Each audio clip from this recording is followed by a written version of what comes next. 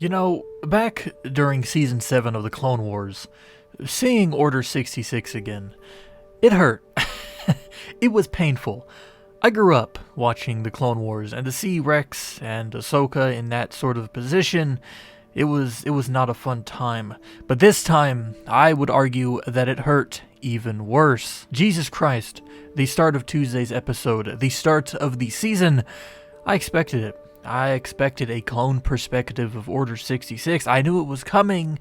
It hurt. Mainly because the kid at the start of the episode, the Padawan at the beginning, for those who don't know, that was Kanan Jarrus, the Jedi in Star Wars Rebels, who is my favorite character in that show. So imagine my pain when Season 7 has Ahsoka going through the Jedi Purge, then the Bad Batch having Kanan go through the same process. Anyways, the Bad Batch season premiere. I'm late on this, I know. I got caught up in some IRL stuff or the video would have been out sooner, but oh well. Anyways, I have notes. I have things I want to address and talk about regardless of when this video gets uploaded. And there's quite a few things, so bear with me and we'll go through them. And I think we'll start with that first scene I just mentioned because it sets up most of what this episode is about. Right off the bat, we see Kanan Jarrus, who is still Caleb Doom at this time, and his master, Depa Billaba, I think that's how you say it,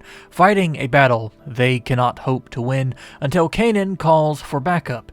He calls Clone Force 99, the Bad Batch. As they usually do, the Bad Batch mops up everything, but when they go to talk to Billaba, one of the clones serving under her, I think his name is Gray, if I'm not mistaken, he chimes in and completely puts the Bad Batch on blast. And my note from this is that here, as well as other scenes in this episode, shows that the regs, the regulars, the standard clones of the Republic have no such love for the Bad Batch. They basically consider them as like this freak show of the clone army. This is important to note, because since the episode ends with the Bad Batch on the run, they will most likely be hunted by what I assume to be their fellow clones. These clones already have no love for Clone Force 99, meaning there will be no hesitation and no mercy when putting them down. Also, to talk about another thing that really alienates the Bad Batch from their peers,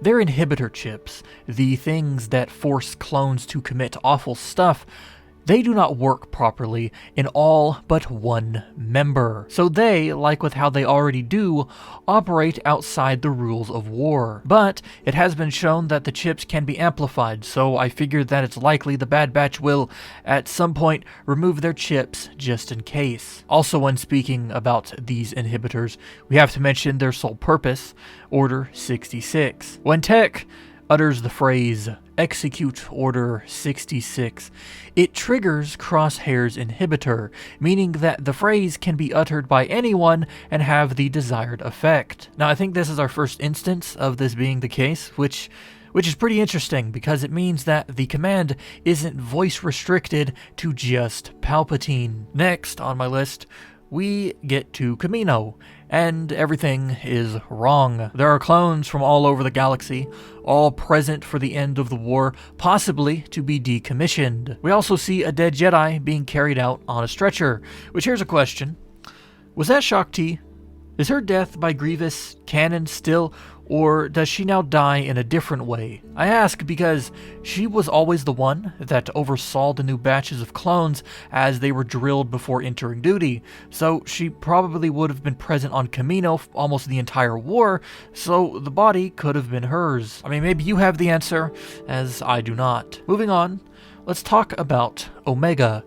Omega is a young girl who is revealed to be a clone, one of the 5 remaining experimental clones developed by the Kaminoans. This idea is alluded to many times over the course of the episode, from the fact that Omega doesn't know what parents are, to her imitations of authority, to her accent, which is very reminiscent of Boba's. And I came into this episode expecting the question of what she is to not be answered, which I would then theorize on in this video, but this episode left few stones unturned. But there are 2 questions when it comes to her. One, if she's a clone, who is she then a clone of? It's clearly not Jango, so is it maybe another bounty hunter? Was her donor the first choice for the clone army maybe? Or was her creation completely separate from the army of the Republic? And 2, what is her ability? Because they make it quite clear that she is specifically augmented like the rest of the Bad Batch. So what exactly can she do?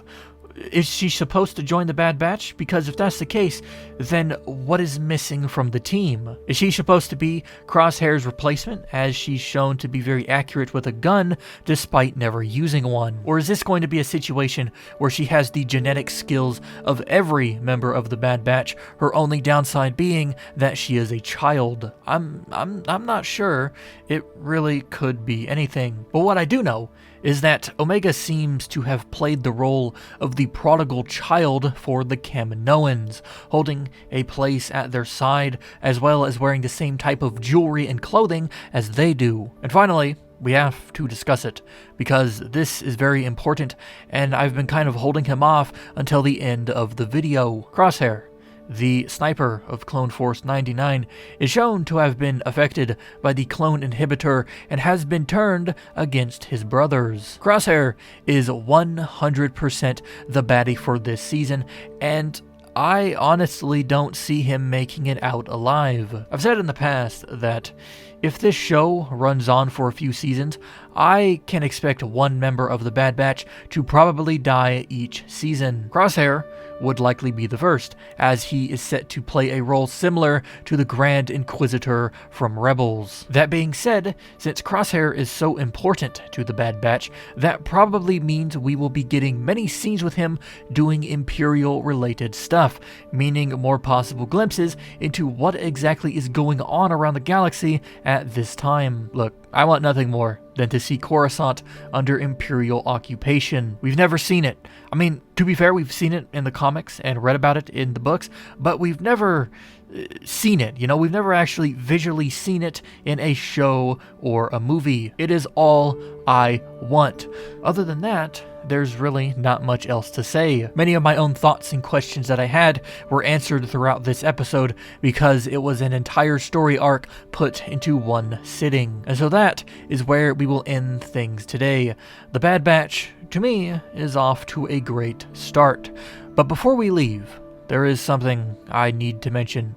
For those who care about my thoughts, for those who will be sticking around to hear my discussions for the Bad Batch, I want you to know that I will not be doing a video on every single episode. This is because the Bad Batch has the potential to go over 14 episodes this season alone, using a calendar that would set the finale date somewhere in late July. That is a lot of Star Wars, and I do not want to get burned on making videos for it midway through the season. So instead, for the Bad Batch, I will be doing videos on the subject after the end of each story arc. For those who need a reminder, back in the Clone Wars, the stories were told through arcs consisting of about 3 to 5 episodes. Since the Bad Batch is basically Season 8, I believe it's going to work much the same. So instead of every week, you'll be getting a video on the Bad Batch every 3 to 4 weeks unless something insane happens. And, as always,